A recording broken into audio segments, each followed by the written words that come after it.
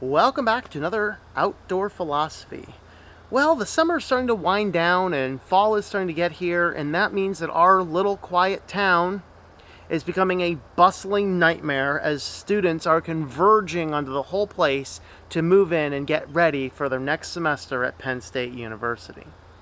And it's in that light that I'd like to come in and just talk a little bit about education and how things have changed and shifted, and why it is that me, who's highly college educated, I taught at the professor level at a college, and I don't recommend everyone go off to college. In fact, I generally recommend you don't go to college unless you absolutely know that you have to. And we're going to talk about why that is and how I came to those conclusions. Because there was a time I was like, gotta go to college, gotta go to college. And then it was about the time I started to become a professor where I saw that, there's some students that are here because they want to be. They're the ones that show up in your office with questions. They're reading the textbook, they're highlighting it, they're making notes, they want to be there. You get some people that are there because, man, it's just a requirement. They really want to be the lawyer or the doctor or the teacher, and they're like, this is this thing I got to go through to get to my goal in life.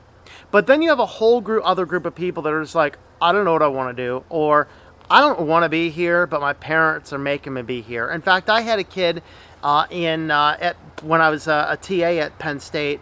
He sat in the very back of the room and he'd play his Game Boy the whole time. It was his third time taking the class. And I said, why don't you just stay home? You can play on bigger gaming systems and have better graphics. He goes, yeah, but if my dad calls and I pick up the phone, he'll yell at me because I should be in class. I'm like, don't pick up the phone.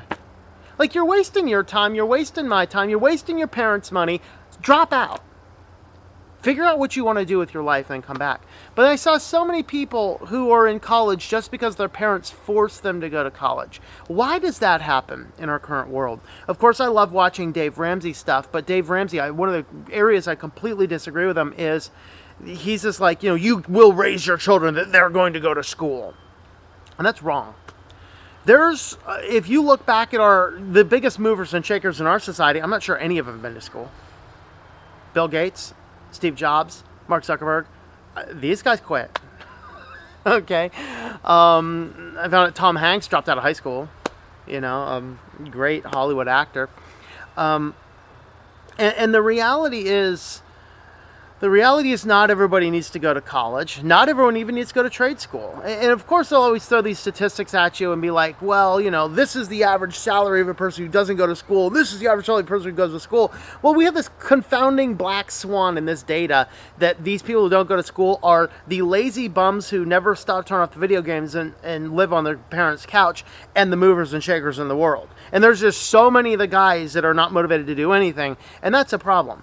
Now, is it good to motivate your kids to have a goal, to have a plan, and to leave? Yes. Is it good to save for the future? Yes. I would say if you have a kid and they're young, start saving up money, maybe not in a 503b for school savings, but save up money for them in a good mutual fund account. So when they're of age, if they want to go be a doctor or a lawyer or a teacher, they're going to school. They're going to a 4-year institution. And get them in that area, use that money to pay for their school. But if they're going into technical school, you can still use the 503 for technical school. But what if they get to this age and go, I don't really believe in the school, I don't believe in the education, but I have a great idea for a business. You can use that money that you're using as a nest egg and help them fund and start their small business. And you can learn so much more at that.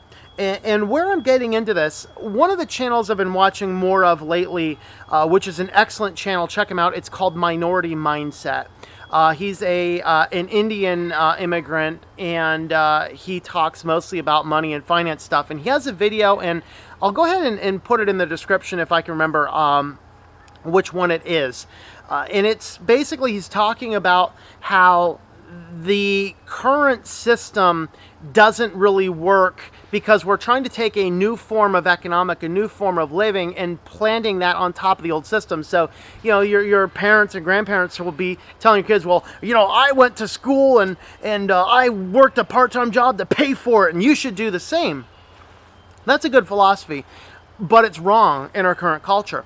And the reason for this is college has become so astronomically expensive and wages haven't shifted. To give you an example, now I think, the last generation of people that could work a regular, what we would call a Joe job, I was that last generation that could work a job and pay for school in cash, and that's what I did. I worked 60 hours a week in the summers. I worked about 30 to 40 hours a week in the school semesters, and I paid my way through cash with a little bit of help from my mother. Thanks, Mom.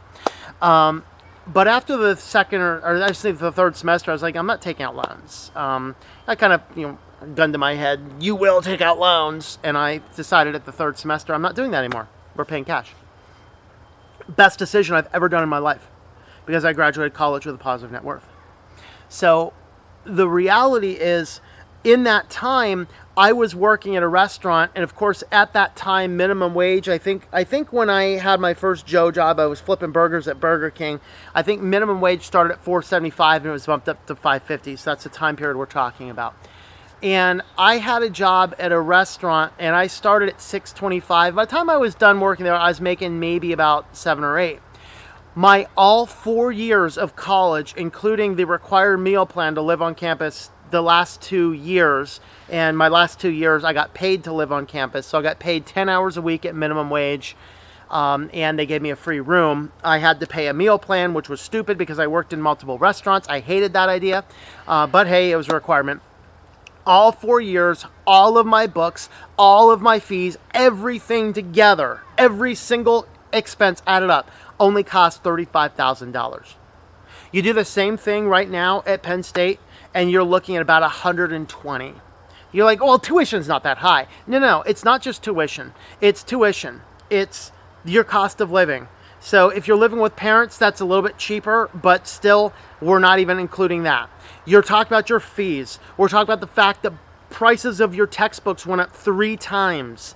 I bought my Brown and LeMay chemistry textbook for my freshman chemistry course for, I think I paid $89 for it. That same textbook now at the local bookstore, I believe it retails right now about $300 to $400. And that's just the thing, is the costs are becoming so astronomically high. We actually did the calculations because I have a friend who just graduated high school, going off into these areas, and we sat down and did all the calculations. I think the total number it turned out was $97,000. You cannot possibly go to school and pay cash on a Joe job today. Because what are wages at?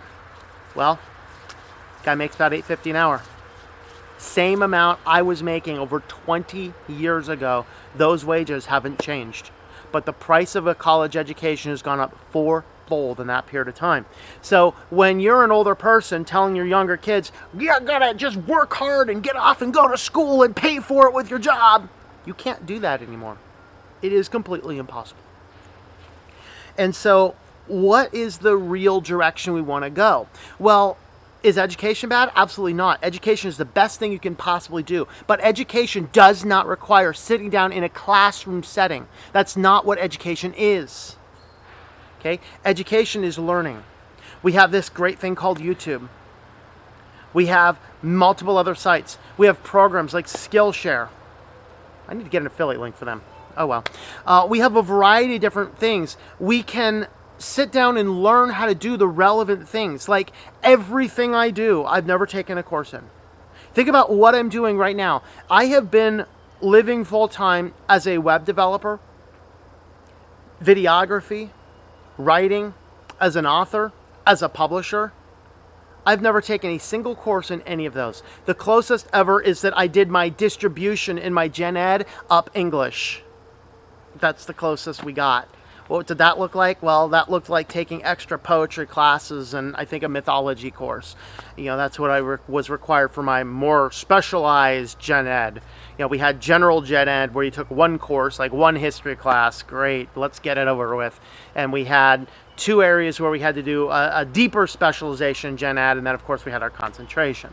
So the reality is you can learn everything you need to do for what you need to do without having to go to school. Now, the reason you want to go to college is if you need a degree that requires the certifications, if you need a degree that requires you to have those degrees. And those are not useless degrees. Those are very good and very awesome and very lofty things. If you want to be a doctor, you want to be a lawyer, you want to be an accountant, you want to be a teacher, you have to go to school. You have to go through the curricula. Do I think the curricula is fairly useless? Yeah, but you got to do it. And are you going to learn things for your field in those fields? Yeah, you are. You are going to learn things in those fields. But the reality is there's more going on than just going to school and getting a degree. Because if you want to go into like a landscaping business, you don't need a degree for that. You don't need to go take business classes. In fact, all your business classes is 9 times out of 10, your business professor has never run a business. That doesn't make any sense. Go learn how to run a business. Go work for a guy with a small landscaping company and ask him a lot of questions and then launch out on your own. You know, get yourself a camera and start recording things and go by trial and error what works and what doesn't. Figure out what people like to watch and what people like to see. Put together your business like that. Want to do music stuff? Learn how to use your basic applications. LMMS, Ardor, 2 free and open source music production applications that are used very well. You can also use of course, the Apple versions. What's the one? I forget what the Apple version is. So the reality is we can get out there and we can learn on our own the things that we need to do. So you always need to start with your end in mind. If you need a certification to do what you need to do what it takes to get that certification. Like if you want to sell real estate, you don't need any college for that. You need to go take a real estate license exam. That's all it takes. Selling insurance, just go figure out which company you want to work for and work for them. Generally, you don't need a college degree for that. They might preferentially hire some people with college degrees, depending on some of the bigger businesses might do that. Some of the smaller ones may not. There's so many opportunities out there that college is no longer a requirement to succeed in our life. But what is a requirement to succeed in our life is getting up off your parents' couch and getting out into the world and doing something. That's the ultimate goal that you want to do. So thanks for coming along on this outdoor philosophy. Let me know what you think about all this in the comments down below.